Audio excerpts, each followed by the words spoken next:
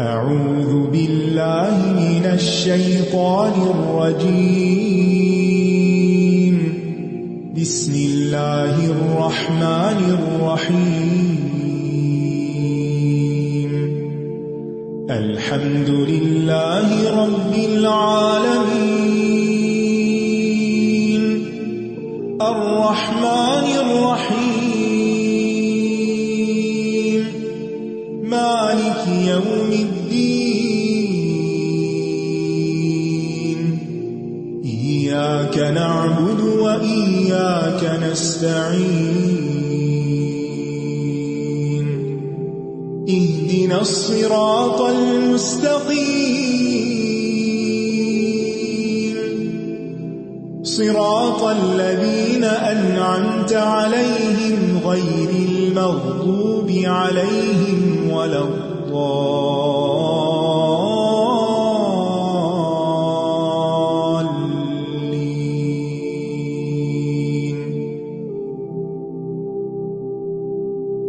السلام علیکم ورحمۃ اللہ وبرکاتہ۔ نحمده ونصلی علی رسولہ الکریم، اما بعد فاعوذ باللہ من الشیطان الرجیم، بسم اللہ الرحمن الرحیم، رب اشرح لی صدری ویسر لی امری واحلل عقدۃ من لسانی یفقہوا قولی۔ یسألونک ماذا ينفقون قل ما انفقتم من خیر فللوالدین والأقربين واليتامى والمساكين وابن السبيل وما تفعلوا من خير فإن الله به عليم۔ مدینہ کی زندگی میں جب اللہ کے رسول صلی اللہ علیہ وسلم نے مسلمانوں کی تعلیم اور تربیت کا کام شروع کیا اور خاص طور پر ان کے اندر تقوی کا احساس پیدا کیا، تو وہ زندگی کے بہت سے اہم امور کے بارے میں بہت محتاط ہو گئے تھے۔ اس محتاط رویے کی وجہ سے کچھ احکامات پر عمل کرنے کے لیے ان کے ذہن میں سوال پیدا ہوئے۔ آج ہم دیکھتے ہیں ان کے کئی سوالوں کے جواب یہاں پر دیے جا رہے ہیں۔ سب سے پہلا سوال جو ہے وہ مال کے بارے میں ہے کہ یہ آپ سے پوچھتے ہیں کہ کیا خرچ کریں، کہاں خرچ کریں۔ تو انہیں بتا دیجئے کہ جو بھی تم خیر میں سے خرچ کرنا چاہو، اور خیر میں صرف مال ہی نہیں بلکہ مال کے علاوہ صلاحیتیں، وقت، جو بھی انسان کے پاس نعمت اور بھلائی ہے، وہ سب چیزیں جب انسان خرچ کرنا چاہے تو انسان کی بھلائی کا سب سے پہلا مستحق، انسان کی خیر کا سب سے پہلا مستحق اس کے اپنے والدین ہیں۔ اور جیسا کہ میں نے عرض کیا کہ اس میں صرف مال کا خرچ کرنا ہی نہیں بلکہ مال کے علاوہ خدمت، تعلیم، اچھا رویہ، سلوک، تمام چیزیں آ جاتی ہیں۔ تو انسان والدین کے ساتھ بھلائی کرے اور رشتہ داروں کے ساتھ بھلائی کرے۔ رشتہ داروں کو بائی پاس کر کے دوسروں کے لیے خیر اور بھلائی عام کرنا اور اپنوں کو بھول جانا، یہ درست نہیں۔ پھر اسی طرح سوسائٹی کے وہ طبقات جو محروم ہیں، جیسے یتیم ہیں، مسکین ہیں، ان کی طرف توجہ رکھنا بھی ضروری ہے، ان کا خیال رکھنا، ان کی ضروریات پوری کرنا۔ صرف مال ہی نہیں، محبت اور کیئر، شفقت اور ان کے تعلیم و تربیت کا خیال رکھنا، یہ تمام چیزیں بھی ضروری ہیں۔ اسی طرح وہ تمام مستحق لوگ جو مساکین میں شامل ہیں اور مسافر جو اجنبی ہیں، جو نہ آپ کے رشتہ دار ہیں اور نہ یتیم اور مسکین ہیں، لیکن بحیثیت انسان کے ان کی مخصوص حالات کی وجہ سے ان کے ساتھ خیر و بھلائی کا سلوک کرو۔ اور پھر صرف اسی لسٹ پر اکتفا نہ کرو بلکہ وما تفعلوا من خیر، جو بھی جہاں بھی جس سے بھی تم خیر و بھلائی کا جو سلوک بھی کرو گے، نیکی کا جو کام بھی کرو گے، فإن اللہ بہ علیم، تو بے شک اللہ اس کو جانتا ہے. اللہ کو سب معلوم ہے کہ کون کیا کر رہا ہے. اور جیسا کہ آپ جانتے ہیں کہ خرچ کرنا بخل کی نفی کرتا ہے، یہ انسان کی تنگ دلی اور اندر کی گھٹن کو دور کرتا ہے. انسان عام طور پر جب عبادات کی ادائیگی کی طرف متوجہ ہوتا ہے تو بعض اوقات حقوق العباد کی ادائیگی کو فراموش کر دیتا ہے. پچھلی آیات میں ہم دیکھتے ہیں کہ روزے کا ذکر آیا، حج کا ذکر آیا، یعنی عبادات کی پابندی اور تاکید اور ان کے طریقہ کار کے بارے میں بتایا گیا. تو یہاں پھر صرف زکوٰۃ کا ذکر نہیں یا صرف فرائض کی ادائیگی کا ذکر نہیں بلکہ عمومی نیکیوں کی طرف متوجہ کیا جا رہا ہے کہ جو انسان کے اچھے اخلاق سے متعلق ہے، بہترین اخلاق کی نمائندگی کرتی ہے. حضرت ابو ذر بیان کرتے ہیں کہ میں نبی صلی اللہ علیہ وسلم کی خدمت میں حاضر ہوا. آپ کعبہ کے سائے میں بیٹھے ہوئے تھے. جب مجھے دیکھا تو فرمایا، قسم ہے رب کعبہ کی، وہ لوگ بہت نقصان میں ہیں. میں نے کہا، یا رسول اللہ صلی اللہ علیہ وسلم، میرے ماں باپ آپ پر قربان ہوں، وہ کون لوگ ہیں؟ فرمایا، وہ لوگ جو کثرت سے مال جمع کرتے ہیں، سوائے ایسے لوگوں کے جو آگے پیچھے دائیں بائیں اپنے مال کو خرچ کرتے رہتے ہیں. جس میں ہم دیکھتے ہیں کہ آپ نے ان لوگوں کو نقصان میں بتایا. فرمایا، رب کعبہ کی قسم، وہ بہت نقصان میں ہے، بہت نقصان میں ہے. کون؟ جو مال جمع کرتے رہتے ہیں اور اسے خرچ نہیں کرتے. ہاں، مال کا ہونا عیب کی بات نہیں اگر انسان اس کو آگے پیچھے دائیں بائیں خرچ کرتا رہے، یعنی ہر طرف، ہر سمت. اور آگے پیچھے دائیں بائیں سے مراد کیا ہے؟ جیسے والدین ہیں، رشتہ دار ہیں، یتیم ہیں، مسکین ہیں، ابن السبیل ہیں، اور اس کے علاوہ معاشرے میں جو بھی جہاں بھی ضرورت مند نظر آتا ہے، بلکہ مسکین کے اندر تمام ضرورت مند ہی شامل ہو جاتے ہیں. تو بات یہ ہے کہ انسان کے اندر بہت سی خرابیاں اس وقت شروع ہوتی ہیں جب اس کے اندر مال کی محبت اور حرص آتی،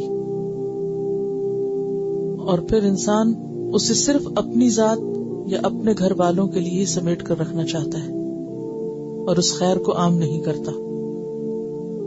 تو انسان جتنا بھی مال جمع کر لے، بہرحال قبر میں تو اپنے ساتھ نہیں لے جا سکتا، چھوڑنا تو اس کو یہیں پر ہے. اس لیے آپ صلی اللہ علیہ وسلم نے جب لوگوں کو مال خرچ کرنے پر، خیر کو عام کرنے پر اکسایا تو آپ نے فرمایا، تم میں سے ایسا کون شخص ہے جو اپنے وارث کے مال کو اپنے مال سے زیادہ عزیز سمجھتا ہے؟ وارث کا مال کون سا ہوتا ہے؟ جو آپ چھوڑ کے جانے والے. اور اپنا مال کون سا؟ جو آپ خود یہاں خرچ کر رہے ہیں یا آخرت میں جمع کرا رہے ہیں. صحابہ نے کہا، یا رسول اللہ صلی اللہ علیہ وسلم، ہم میں تو کوئی ایسا شخص نہیں جو اپنے وارث کے مال کو اپنے مال سے زیادہ عزیز سمجھتا ہو. فرمایا، یاد رکھو، انسان کا مال وہی ہے جو اس کے آگے نکل گیا، اور جو اس کے پیچھے رہا وہ اس کے وارث کا ہے. آگے نکل گیا سے مراد کیا ہے؟ یعنی جو اس نے آخرت کے لیے جمع کر دیا، یعنی صدقہ کر دیا، مراد یہ ہے. تو اس سے کیا پتہ چلتا ہے؟ اگر انسان صدقہ نہیں کرتا، اپنے ہاتھ سے دوسروں کو نہیں دیتا، اور وہ صرف بیوی بچوں کے لیے ہی چھوڑ کے مرتا ہے، تو وہ تو دوسروں کا ہو گیا، وہ تو آپ کا رہا ہی نہیں، آپ کی ملکیت سے تو نکل گیا. اب اس کو سامنے رکھ کے ہم سوچیں کہ جو کچھ ہم بچا بچا کے رکھتے رہتے ہیں وہ تو دوسرے لے جائیں گے، ہمیں کیا فائدہ ہوگا؟ ہمیں اسی کا فائدہ ہوگا جو ہم بچوں پر بھی اچھی نیت اور اچھے جذبے کے ساتھ خرچ کریں، اور پھر اپنی آخرت کے لیے خاص طور پر خیر اور بھلائی کے کاموں میں خرچ کریں. پھر اس کے بعد فرمایا، وَمَا تَفْعَلُوا مِنْ خَيْرٍ فَإِنَّ اللَّهَ بِهِ عَلِيمٌ. اس سے ملتی جلتی آیت پیچھے بھی گزری ہے، وہ کیا تھی؟ وما تفعلوا من خیر یعلمہ اللہ، اور یہاں کیا ہے؟ وما تفعلوا من خیر فإن اللہ بہ علیم، کہ جو بھی نیکی کا کام کرو گے وہ اللہ کو پتہ چل جائے گا.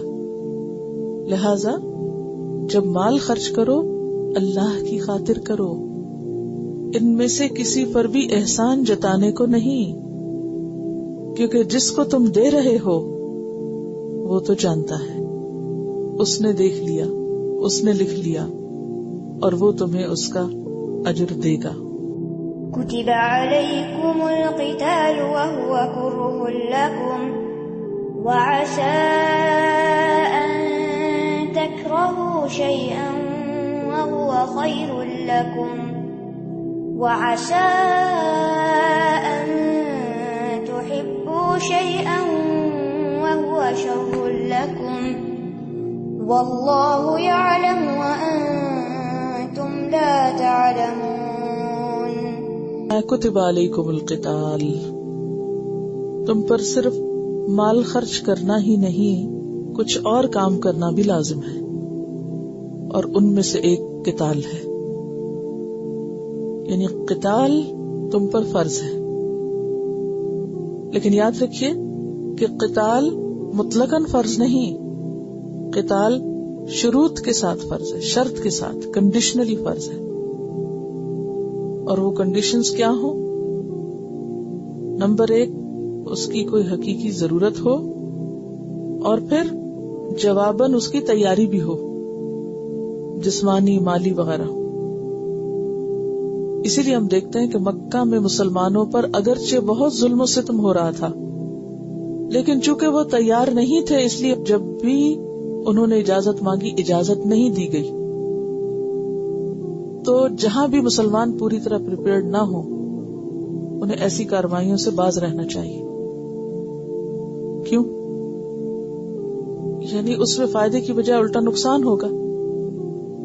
کوئی بھی کام، چاہے قتال ہو یا غیر قتال، جب آپ بغیر تیاری کے کرتے ہیں تو پھر کیا ہوتا ہے؟ یعنی الٹا اس سے نقصان ہوتا ہے. مثلا آپ کو کرنا ہی نہیں آتا، آپ کو کھانا پکانا ہی نہیں آتا، آپ کھانا پکانے کھڑے ہو جاتے تو کیا کریں گے؟ خراب کر کے رکھ دیں گے.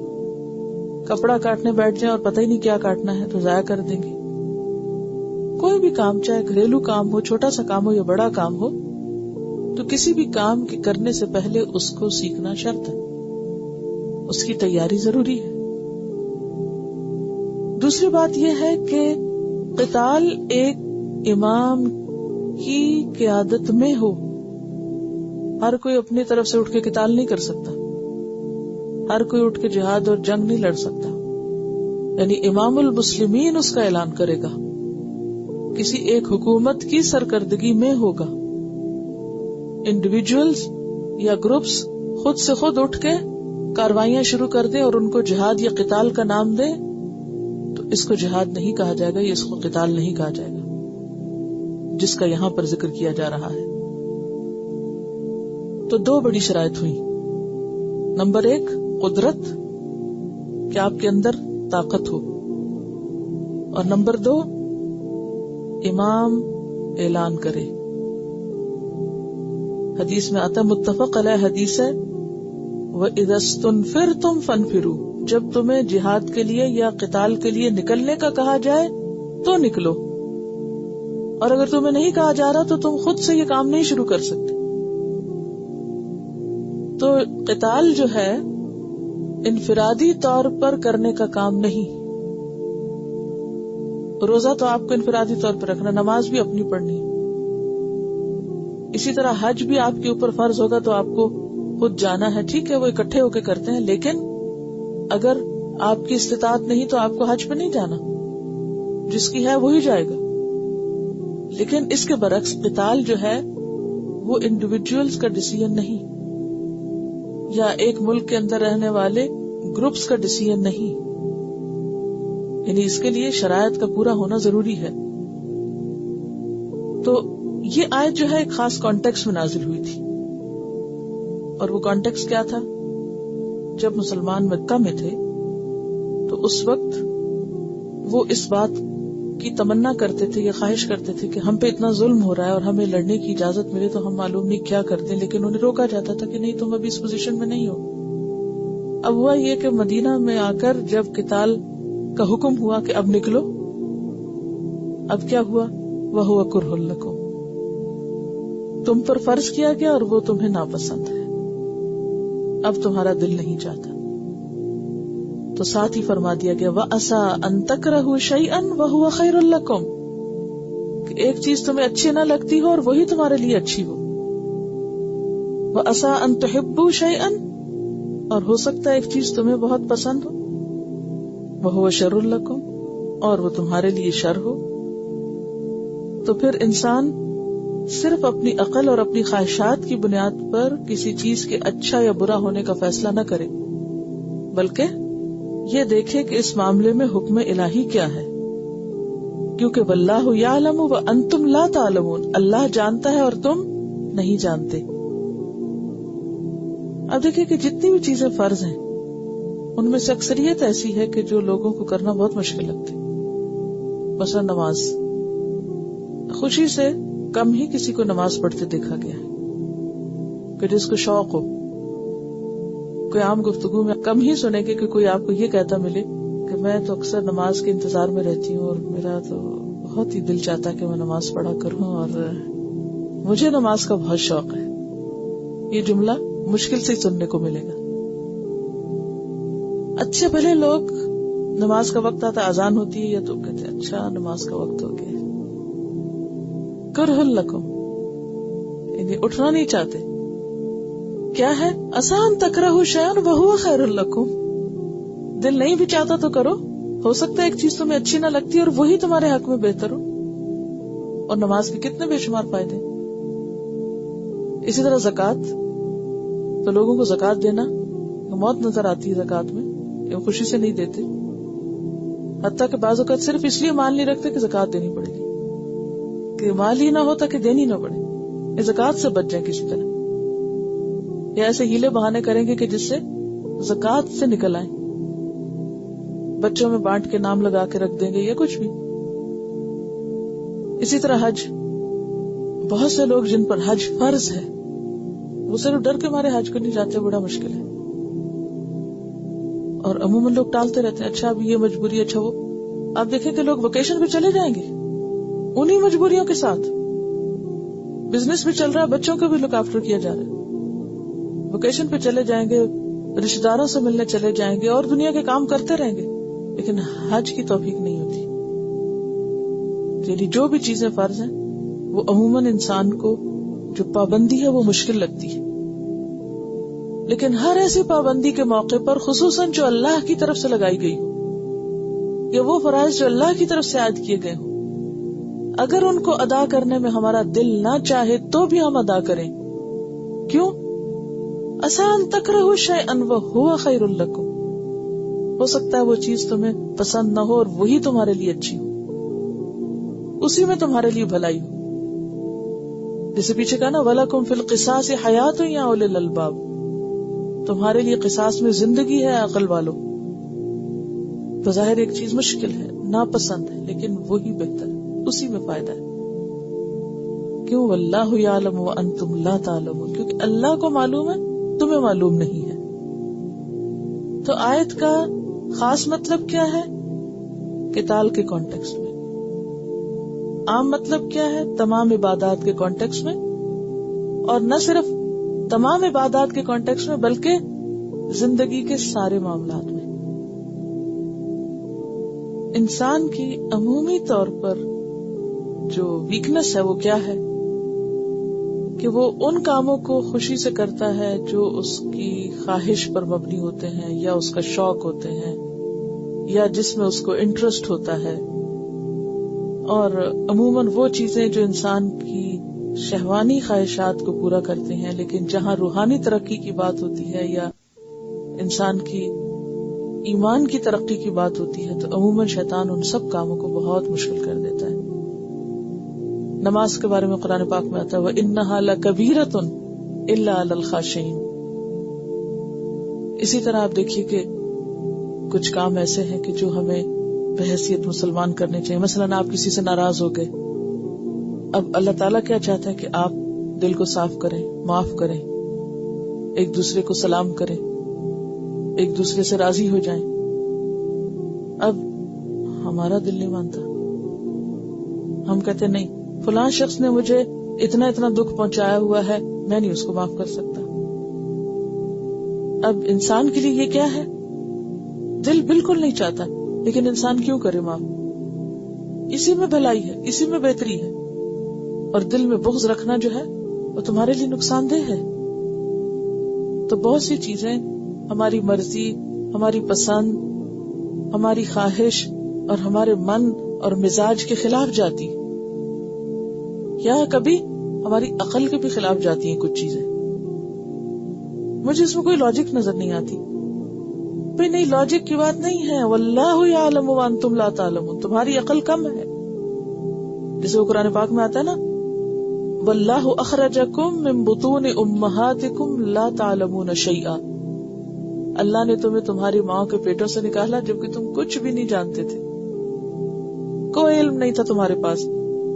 اللہ اس وقت بھی جانتا تھا, اور آج تم چند حرف پڑھ کے کچھ جاننے لگے ہو تو تم حجت بازیاں کرتے ہو. عموماً آپ نے دیکھا ہوگا کہ یا تو دین کے احکامات پر وہ لوگ عمل نہیں کرتے جو بالکل ہی لا علم ہوتے ہیں, یا وہ نہیں کرتے جو زیادہ ہی پڑھ جاتے ہیں دنیاوی اعتبار سے.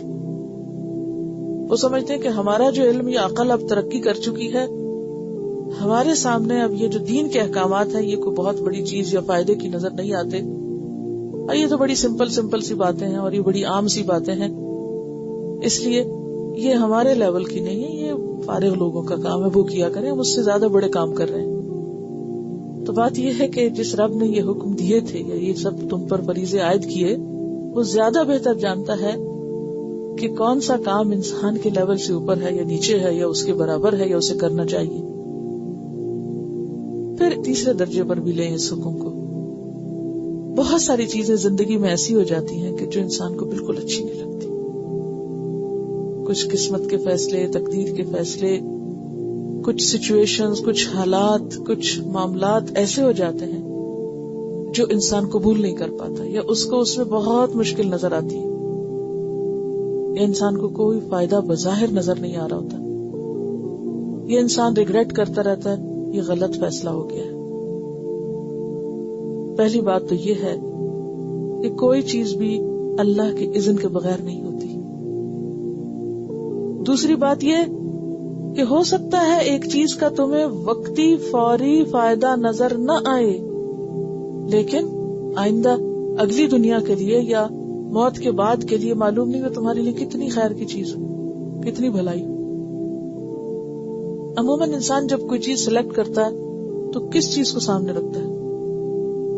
ظاہریت کو سامنے رکھتا ہے نا, کہ جو چیز بظاہر دیکھنے میں بہت خوبصورت نظر آ رہی ہے, یہ بہت اچھی نظر آ رہی ہے, تو انسان کہتا ہے کہ یہ مجھے لینی چاہیے, اور انسان کو نہیں پتا کہ اس کے لینے میں انسان کے لیے کتنا نقصان ہے.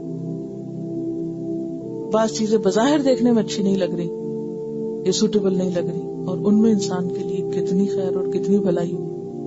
لہٰذا یہ آیت انسان کو تقدیر پر راضی ہونے میں بھی مدد دیتی ہے, اور انسان کے دل کو اطمینان سے بھر دیتی ہے کہ وہ ساری چیزیں جنہیں میں نہیں لینا چاہتا, جو میں نہیں کرنا چاہتا, جو مجھے قبول نہیں, وہ معلوم نہیں میرے ہی حق میں کتنی بہتر ہو. بہت سے لوگ عموماً یہ کہہ کہ اپنے آپ کو تکلیف میں مبتلا رکھتے ہیں کہ میرے ساتھ یہ کیوں ہوا, میرے ہی ساتھ کیوں ہوا, یہ میری زندگی میں یہ حادثہ کیوں پیش آ گیا, فلاں شخص کیوں فوت ہو گیا, فلاں شخص کے بچے ہینڈی کیپڈ کیوں ہیں, یا میرا یہ نقصان کیوں ہو گیا. کتنی ہی چیزیں ہیں زندگی میں, دن میں حد تک ہر روز کوئی نہ کوئی ایسی چیز ہمارے سامنے آ جاتی ہے جو ہم نہیں چاہتے, ہماری طبیعت پہ بہت گراں گزرتی. ایسے میں دو رویے ہو سکتے ہیں. ایک رویہ تو یہ کہ انسان کہ اچھا کوئی بات نہیں, اگرچہ مجھے نہیں بھی ٹھیک لگ رہا تو شاید اسی میں میرے لیے کوئی بھلائی. جیسے کڑوی دوا مجھے نہیں بھی پینی پسند, اسی میں میرے لیے صحت ہے. ایک تو یہ رویہ ہے. دوسرا رویہ کیا ہے کہ انسان اس کو ریزسٹ کرتا رہے، اس پہ الجھتا رہے. یعنی دو طریقے ہو سکتے ہیں نا. ایک تو یہ کہ انسان اس کو ایکسپٹ کر لے، چلو کوئی بات نہیں، اسی میں خیر ہوگی. اور دوسری یہ کہ انسان اس کو ایکسپٹ نہ کرے کہ نہیں میں نہیں مان سکتی، میں اس چیز کو قبول ہی نہیں کر سکتی. اب آپ دیکھیے کہ جو چیز اللہ نے آپ ہی کے حصے میں رکھی ہے آپ کیسے نہیں قبول کریں گے اس کو. مثلاً بعض اوقات ایسا ہوتا ہے کہ کسی کو بیٹے کی بہت خواہش ہوتی ہے اور بیٹی پیدا ہو جاتی. اچھا اب وہ انتظار میں تھا چلو شاید اگلی دفعہ بیٹا ہو جائے، اگلی دفعہ پھر بیٹی ہو جاتی، پھر وہ انتظار کرتا شاید اگلی دفعہ پھر بیٹا ہو جائے، پھر اگلی دفعہ پھر بیٹی ہو جاتی ہے. اب عموماً ایسے گھرانوں کا آپ نے حال دیکھا ہوگا کہ جہاں بیٹے کا انتظار ہو اور وہاں بیٹیاں پیدا ہوتی جائیں تو زندگی کتنی تلخ ہو جاتی ہے. ان عورتوں کی بھی ہو جاتی ہے اور سارے گھر والوں کی ہو جاتی ہے. ہر ایک غم منا رہا بیٹھ کے کہ گھر میں اداسی ہے، ایک کمی ہے کہ بیٹا نہیں ہے. ساری نعمتیں زندگی کی محروم کر کے اپنے آپ کو ان سے بس یہی ایک غم منایا جا رہا ہے. اسی طرح بعض اوقات کوئی بچہ فوت ہو جاتا ہے، انسان سوچتا ہے اتنا ذہین بچہ تھا، اتنا قابل تھا، یہ نہیں ہونا چاہیے تھا، وہ کیوں اللہ نے لے لیا. آپ کو کیا معلوم کہ کل وہ بیٹا آپ کو بڑے ہو کے کتنا پریشان کر سکتا تھا. سورۃ الکہف میں آپ پڑھیں کہ جس طرح خضر علیہ السلام نے ایک بچے کو مار دیا، ایک کشتی کو بنا دیا، ایک اور تو بظاہر وہ سارے واقعات کیا نظر آ رہے تھے؟ خلاف عقل، لیکن انہی میں خیر تھی، انہی میں بھلائی تھی. تو یہ دنیا اللہ نے بنائی ہے اور اسے اللہ کی مرضی اور قانون کے مطابق چلنا ہے. یہ ہم نے نہیں بنائی ہوئی، اللہ بہتر جانتا ہے، ہم نہیں جانتے کہ وہ ساری چیزیں جن سے ہم بھاگتے ہیں اور وہی ہمیں رستے میں آ ملتی، یا وہ چیزیں جنہیں ہم اپنے لیے بہت برا سمجھتے ہیں انہی میں کہیں سے کوئی خیر نکل آتی. تو کرنے کا کام پھر کیا ہے؟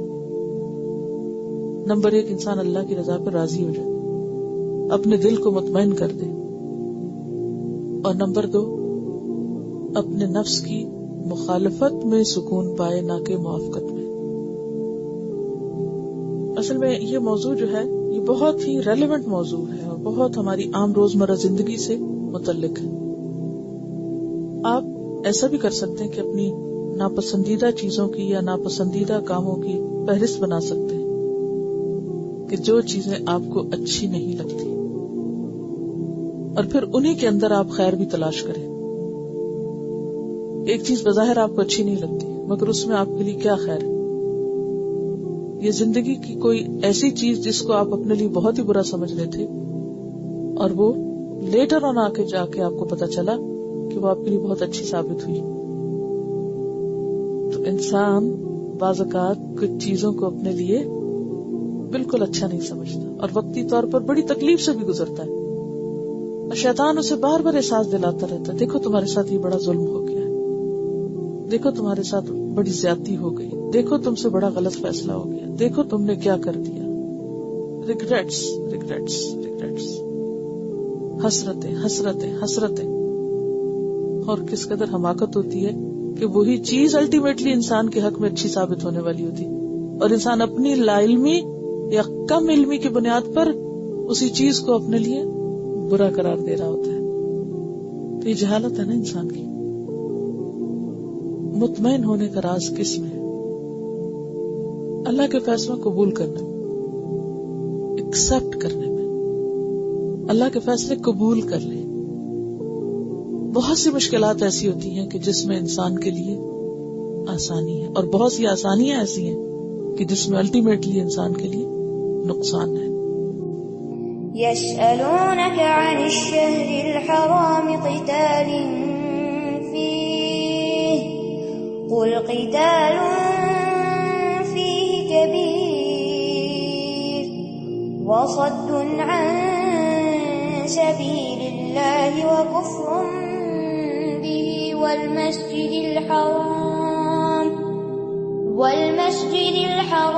وإخراج أهله منه أكبر عند الله والفتنة أكبر من القتل ولا يزالون يقاتلونكم حتى يردوكم عن دينكم إن استطاعوا ومن يرتد منكم عن دينه فيمت وهو كافر فأولئك حبطت أعمالهم في الدنيا والآخرة وأولئك أصحاب النار هم فيها خالدون. پھر فرمائے یسألونک عن الشہر الحرام قتال فیہ، یہ آپ سے پوچھتے ہیں کہ حرام مہینوں میں جنگ کرنا کیسا ہے. قل قتال فیہ کبیر، کہہ دیجئے اس میں جنگ کرنا بہت بڑا گناہ ہے. حرمت والے مہینوں میں جنگ نہیں کرنی چاہیے. اصل میں اس کے پیچھے ایک واقعہ تھا. رجب 2 ہجری میں نبی صلی اللہ علیہ وسلم نے 8 آدمیوں کا ایک دستہ نخلا کی طرف بھیجا تھا، جو مکہ اور طائف کے درمیان ایک جگہ کا نام ہے، اور اس کو صرف اتنا کہا تھا کہ جا کے قریش کی نقل و حرکت کو دیکھو اور آئندہ ارادوں کے بارے میں معلومات لے کر وہاں پہنچاؤ. لیکن کسی جنگ کے لیے آپ نے نہیں کہا تھا، نہ کسی جھڑپ کے لیے کہا تھا. تو ہوا یہ کہ راستے میں لوگوں کو قریش کا ایک تجارتی قافلہ مل گیا، تو انہوں نے اس پر حملہ کر کے ان کا ایک آدمی قتل کر دیا اور باقی لوگوں کو پکڑ کر مال سمیت مدینہ میں آ گئے. اور یہ کام اس وقت ہوا جب رجب ختم ہو رہا تھا اور شعبان شروع ہو رہا تھا. تو رجب چکے حرمت والا مہینہ ہے، تو اس لیے انہیں پتا نہ چلا ابھی حرمت والا مہینہ باقی ہے، اور غلطی سے یہ جھڑپ ہو گئی. اور نبی صلی اللہ علیہ وسلم نے اس کی اجازت بھی نہیں دی تھی، اور جب آپ کو پتا چلا تو آپ نے اس عمل کو ناپسند بھی کیا. لیکن چونکہ یہ ایک غلطی ہو گئی تھی تو کفار مکہ کو اس پر بہت باتیں بنانے کا موقع ملا. انہوں نے کہا کہ ویسے تو یہ اپنے آپ کو دین ابراہیمی کا پیروکار کہتے ہیں اور ابراہیم علیہ السلام سے اپنی نسبت اور تعلق جوڑتے ہیں، اور حرام مہینوں کی حرمت حضرت ابراہیم کے دور سے قائم ہے، اور انہوں نے اس حرمت کو پامال کیا. تو اس پر جو سوال سامنے آئے کہ یہ پوچھتے ہیں کہ حرام مہینوں میں جنگ کرنا کیسا ہے، تو اللہ تعالیٰ نے فرمایا قل قتال فیہ کبیر، کہ یہ واقعی گناہ کی بات ہے اور بہت بڑی بات ہے، لیکن جو جرائم تمہارے ہیں ان کو بھی ذرا یاد کرو کہ تم نے کیا کچھ نہیں کیا. وصد عن سبیل اللہ، اللہ کے راستے سے روکنا، وکفر بہ، اور اس کا انکار کرنا، والمسجد الحرام، اور لوگوں کو مسجد حرام سے روکنا، واخراج اہلہ منہ، اور اس کے رہنے والوں کو وہاں سے نکالنا، اکبر، اس سے بھی بڑا جرم ہے. حرام مہینوں میں جنگ سے بھی بڑے جرائم ہیں جن کا تم ارتکاب کر رہے ہو. تمہیں نہ پاک سرزمین کا احترام ہے، نہ انسانوں کا احترام ہے، نہ ان کے حقوق کا احترام ہے، نہ اللہ کے دین کا احترام ہے. تم نے اتنی حرمتیں پامال کی ہیں اور مسلمانوں سے ایک غلطی ہو گئی تو تم اسے اتنا بڑا ایشو بنا رہے ہو، تو یہ بات درست نہیں ہے. والفتنة اکبر من القتل، اور فتنہ قتل سے بھی بڑا گناہ ہے. یہاں فتنہ کس کو کہا گیا؟ پیچھے یاد ہے آپ کو میں نے فتنے کے لیے ایک لفظ لکھوایا تھا آپ کو، ریلیجس پرسیکیوشن، کہ یہ پرسیکیوشن جو ہے تم نے جو لوگوں پہ زندگی حرام کر رکھی ہے صرف اس بنا پر کہ وہ لا الہ الا اللہ کہتے ہیں، یہ قتل سے اور جنگ سے اور باقی جرائم سے کہیں بڑا جرم ہے. عام طور پر لوگ اس کو اپنی روزمرہ زندگی میں بس عام معنوں میں لیتے ہیں. وہ کہتے ہیں چونکہ فتنہ قتل سے بڑا ہے اس لیے فلاں سے نہ ملو، اس کو مل کے فتنہ ہوتا ہے، یا فلاں نیکی کا کام نہ کرو، اس کام میں اتنا فتنہ ہوتا ہے، اتنے لوگ ناراض ہو جاتے ہیں. تو یاد رکھیے کہ آیات کو آؤٹ آف کانٹیکسٹ استعمال نہیں کرنا چاہیے. عام معنی تو اس کا ہو سکتا ہے کہ فتنہ بری بات ہے اور فتنہ بہت بڑا گناہ ہے، چاہے وہ ریلیجس پرسیکیوشن ہو یا عام حالات میں فتنہ فساد کی بات ہو، لیکن اس کا یہ مطلب نہیں ہے کہ اس کو اپنے مطلب اور مقصد میں استعمال کرنے لگے ہوں اور اس سے الٹا نیکی کے کام سے رک جائیں. فتنے سے مراد نیکی کے کام سے رکنا نہیں بلکہ نیکی کے کام سے روکنا. وَلَا يَزَالُونَ يُقَاتِلُونَكُمْ، اور یہ تم سے ہمیشہ جنگ کرتے ہی رہیں گے. حَتَّى يَرُدُّوكُمْ عَنْ دِينِكُمْ، یہاں تک کہ تمہیں تمہارے دین سے پھیر دیں. ان استطاعوا، اگر ان میں استطاعت ہو. یعنی اہل مکہ تم سے جو جنگ کر رہے ہیں تو یہ اس لیے نہیں ہے کہ وہ کسی حق کی بنا پر کر رہے ہیں، ان کا اصل مقصد تمہیں تمہارے دین سے روکنا ہے اگر ان کا بس چلے. ان استطاعوا. وَمَن يَرْتَدِدْ مِنْكُمْ عَنْ دِينِهِ، اور تم میں سے جو اپنے دین سے پھر جائے گا، فَيَمُتْ، پھر وہ مر گیا، وَهُوَ كَافِرٌ، اس حال میں کہ وہ کافر ہے. یعنی جو شخص اسلام سے پھر کر کفر کی طرف چلا جائے گا، کوئی اور دین اختیار کرے گا، تو ایسے لوگوں کی سزا کیا؟ فَأُولَئِكَ حَبِطَتْ أَعْمَالُهُمْ، ان کے سارے عمل جو انہوں نے حالت اسلام میں کیے تھے وہ ضائع ہو گئے. پھر دنیا والآخرہ، دنیا میں بھی اور آخرت میں بھی. یعنی ان کی نیکیاں ان کے کسی کام نہ آئیں گی. وَأُولَئِكَ أَصْحَابُ النَّارِ، اور ایسے لوگ آگ والے ہیں. ہم فیہا خالدون، جس میں وہ ہمیشہ رہیں گے. تو اس سے کیا پتہ چلتا ہے کہ ارتداد کس کو کہتے ہیں؟ ارتداد ہے الٹے پاؤں پھر جانا، مسلمان ہونے کے بعد یا مسلمان پیدا ہونے کے بعد کفر کی طرف لوٹ جانا، اسلام کو ریجیکٹ کر دینا. تو یہ انسان کی دنیا اور آخرت کی نیکیوں کے ضائع ہونے کا سبب ہے. دنیا کی نیکیاں کیسے ضائع ہوں گی کہ انسان بہت سے حقوق سے محروم ہو جائے گا. یعنی دنیا میں کیا کچھ انسان کا نقصان ہوگا، مثلا بیوی سے اس کا نکاح ختم ہو جائے گا، بچوں سے ایک طرح سے تعلق ختم ہو جائے گا، میراث کا حق ختم ہو جائے گا، پھر اسی طرح جنازہ وغیرہ اور باقی چیزیں جو ہیں وہ نہیں ہو سکیں. اور آخرت میں تو ظاہر ہے کہ یہاں واضح طور پر لکھا ہوا ہے کہ وہ ہمیشہ ہمیشہ کے لیے آگ میں رہیں گے. اس سے بڑی اہم بات پتہ چلتی ہے کہ ایمان کی حفاظت فرائض میں سے، جہاں ایک طرف امت مسلمہ کے فرد کی حیثیت سے یہ ذمہ داری ہے کہ دوسرے لوگوں کو اسلام کی دعوت دی جائے، وہاں یہ ذمہ داری بھی کچھ کم نہیں کہ اپنی نسلوں کے ایمان کی حفاظت کی جائے، انفرادی طور پر بھی اور اجتماعی طور پر بھی. یعنی ایمان میں سے جتنی بھی چیزیں ہیں، ایمانیات میں سے جتنی بھی چیزیں، ان میں سے کسی کا بھی انکار کرنا نہیں. اللہ کا انکار کرنا، رسولوں کا انکار کرنا، فرشتوں کا انکار کرنا، کتابوں کا انکار کرنا، میں نہیں مانتا کہ قرآن اللہ کی طرف سے، آخرت کا انکار کرنا، تقدیر کا انکار کرنا. پھر اسی طرح نماز کا انکار اس معنی میں، یعنی یہ سوچ کر کہ کوئی نماز کی ضرورت نہیں. اب مثلا اگر کوئی یہ کہتا ہے کہ میں گناہ گار ہوں، نماز پڑھنی چاہیے، لیکن وہ نہیں پڑھتا تو وہ مرتد نہیں ہے. لیکن اگر کوئی کہتا ہے کہ نماز کی ضرورت ہی نہیں ہے اور نماز کی کوئی حیثیت ہی نہیں ہے، یہ سب ایسی فضول باتیں، یہ اور بات. اسی طرح زکوٰۃ کا انکار کرنے والے جن کے خلاف حضرت ابوبکر رضی اللہ تعالیٰ عنہ نے جنگ کی تھی، وہ کس وجہ سے کی تھی؟ کہ وہ کہتے تھے زکوٰۃ ہے ہی کوئی چیز، انہوں نے زکوٰۃ کا انکار کر دیا تھا کہ زکوٰۃ اسلام میں نہیں ہے اور ہم کچھ بھی نہیں دے رہے. لیکن اگر کوئی شخص کسی کوتاہی کی وجہ سے نہیں زکوٰۃ دیتا، لیکن وہ سوچتا ہے اچھا دے دوں گا یا دینی چاہیے، وہ یہ نہیں کہتا، تو اس کا معاملہ مختلف ہے.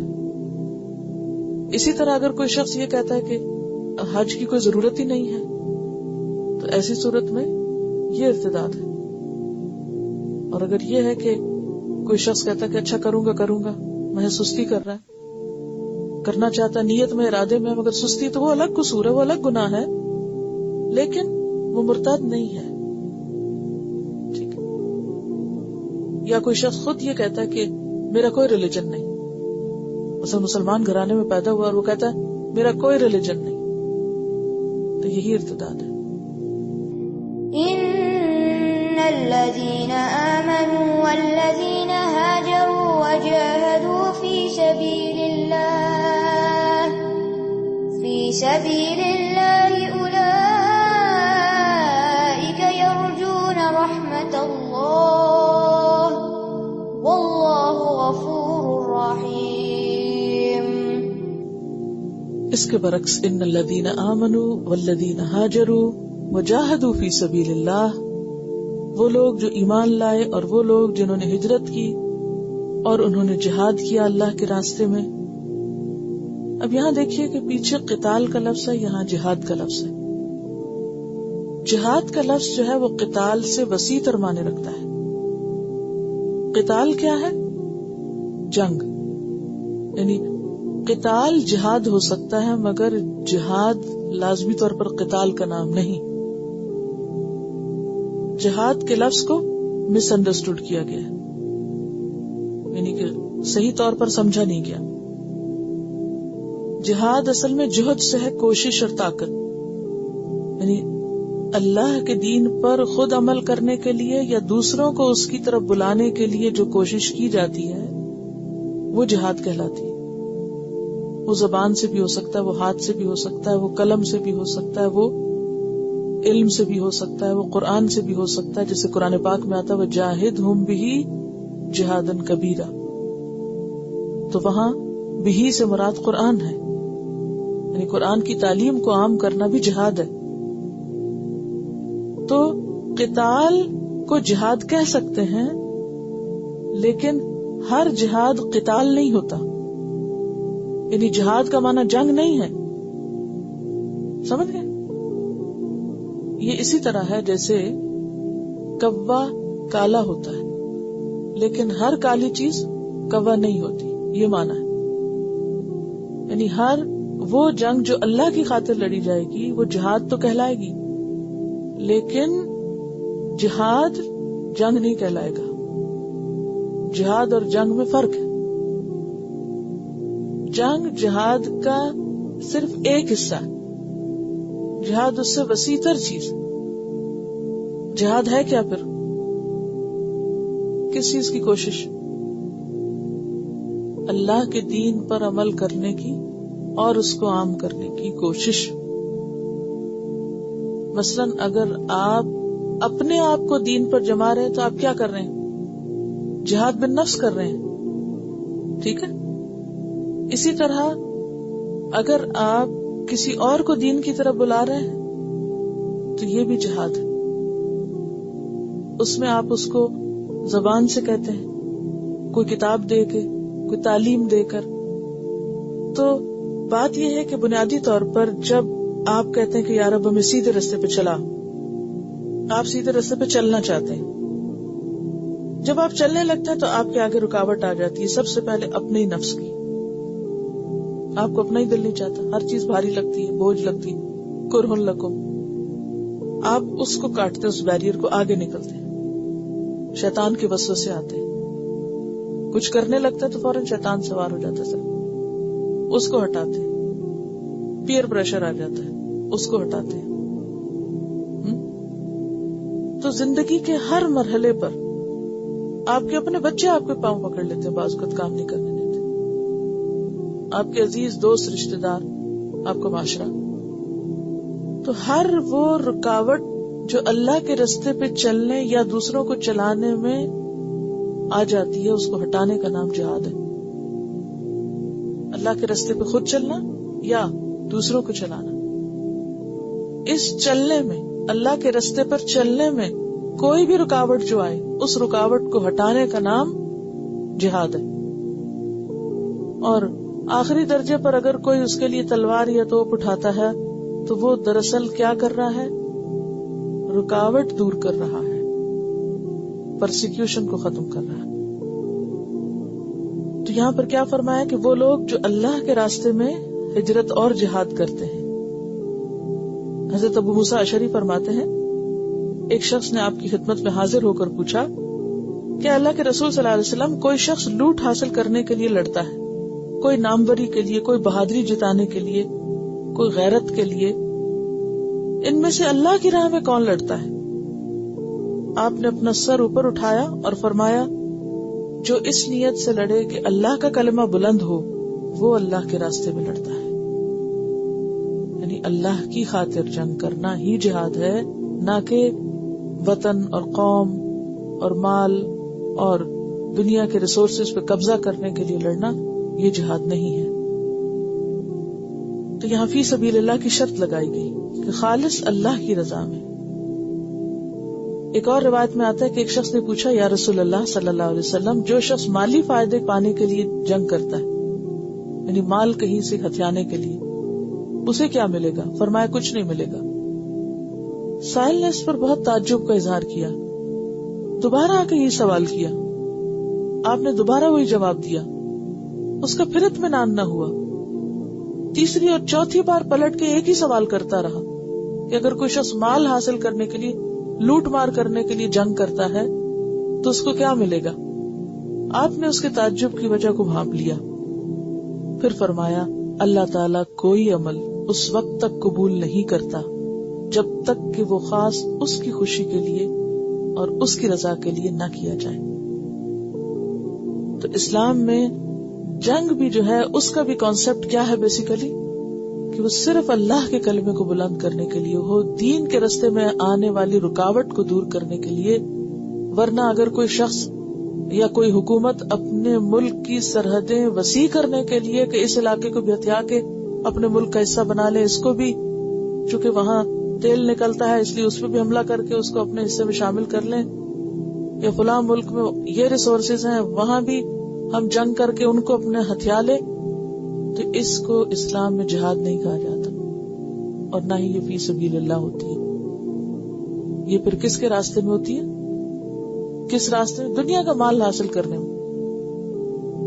تو جو جنگ لڑ رہے ہیں یا جو آپ جد و جہد کر رہے ہیں کچھ دنیا کمانے کے لیے، چاہے آپ دین کی تعلیم دے رہے ہیں یا قرآن کی تعلیم دے رہے ہیں یا قرآن کو عام کر رہے ہیں یا نیکی کے کام عام کر رہے ہیں، اور پیچھے آپ کا غرض اور مقصد یہ ہے کہ آپ اس سے دنیا کمائیں یا شہرت کمائیں، تو وہ فی سبیل اللہ نہیں ہے اور اس پر اللہ کے ہاں کوئی اجر نہیں ہے.